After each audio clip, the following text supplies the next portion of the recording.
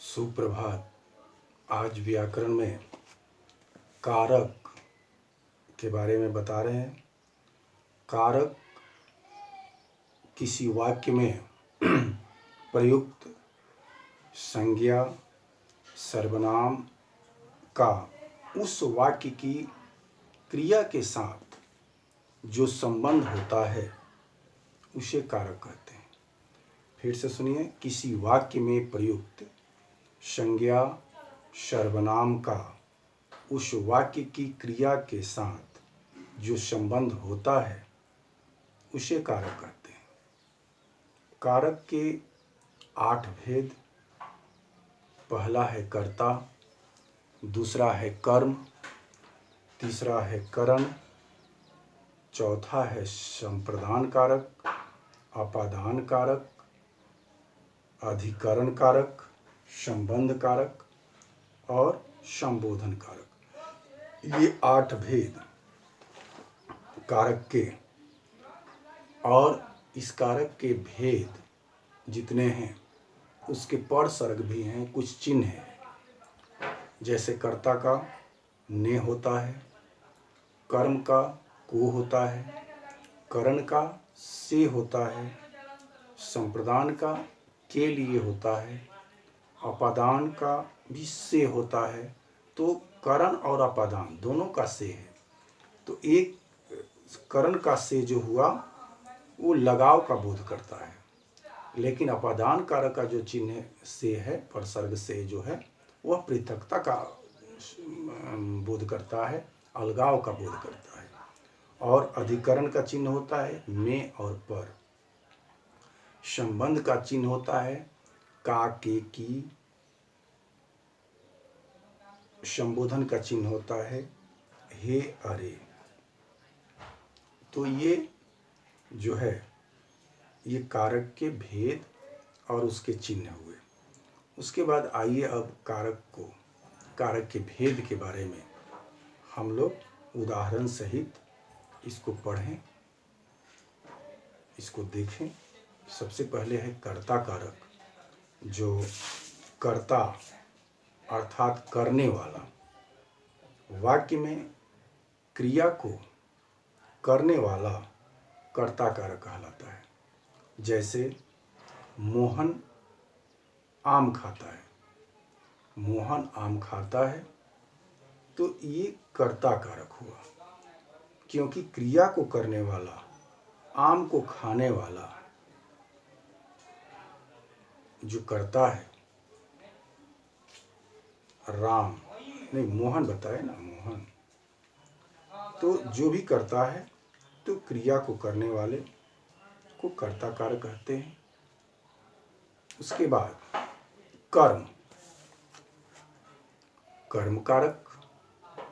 तो कर्म कारक वाक्य की क्रिया का फल जिस संज्ञा या सर्वनाम पर पड़ता है, वाक्य की क्रिया का फल जिस संज्ञा या सर्वनाम पर पड़ता है उसे कर्म कारक कहते हैं। जैसे सीता पत्र लिखती है। सीता पत्र लिखती है। मैंने कुत्ते को प्यार किया। तो इसमें को चिन्ह जो है, कर्म का को चिन्ह होता है, परसर्ग होता है, उसका प्रयोग किया गया है। उसके बाद करण कारक है। तो करण का अर्थ होता है साधन या माध्यम। करण का अर्थ होता है साधन या माध्यम। जिस साधन से कोई क्रिया की जाए, जिस साधन से कोई क्रिया की जाए उसे करण कारक कहते हैं। इसका परसर्ग होता है से, द्वारा, के द्वारा। जैसे मैं कलम से पत्र लिख रहा हूँ। मैं कलम से पत्र लिख रहा हूँ, तो इसमें माध्यम बना हुआ है कलम। उसके बाद चौथा भेद है संप्रदान कारक। तो संप्रदान का अर्थ होता है किसी को कुछ देना या प्रदान करना।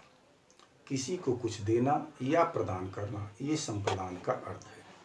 वाक्य में जिसके लिए कोई कार्य किया जाए या जिसे कुछ दिया जाए।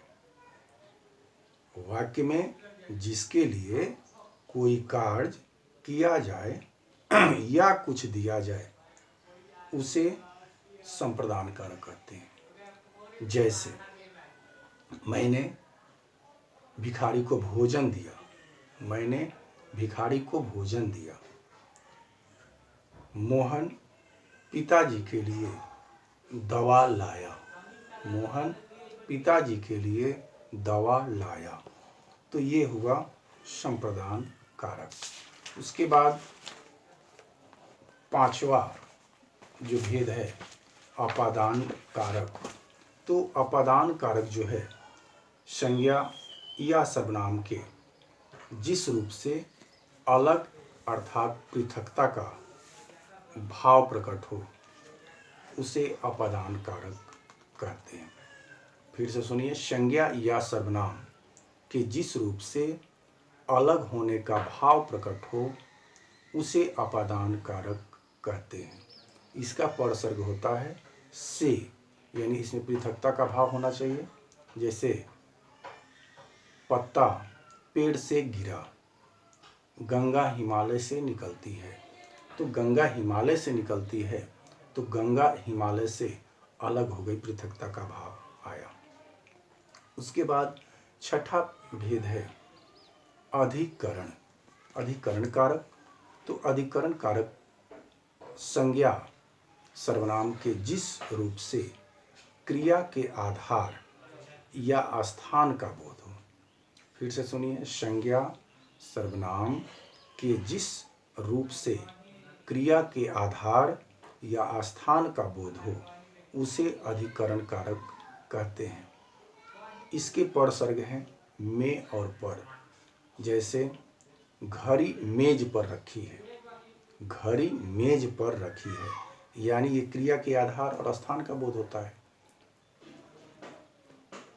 मोहन कमरे में है, मोहन कमरे में है, तो ये अधिकरण कारक का उदाहरण हुआ।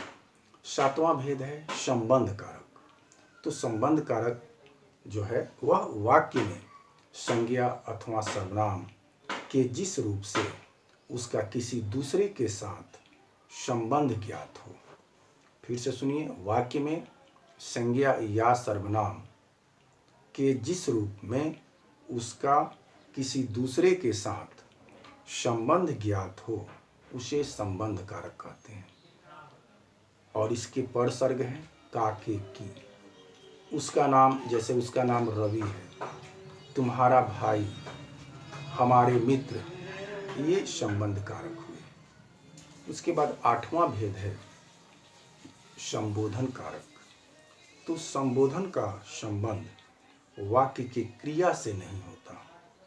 संबोधन का संबंध वाक्य की क्रिया से नहीं होता। इसका प्रयोग किसी को बुलाने या संबोधित करने के लिए किया जाता है। इसके लिए हे, अरे, ओ आदि का प्रयोग किया जाता है। जैसे मित्रों, भाइयों, जैसे अरे तुम कब आए, तो ये संबोधन कारक का उदाहरण होगा। तो ये कारक का भेद जो 8 भेद है, 8 भेद को हम लोग बारी बारी से इसको पढ़े।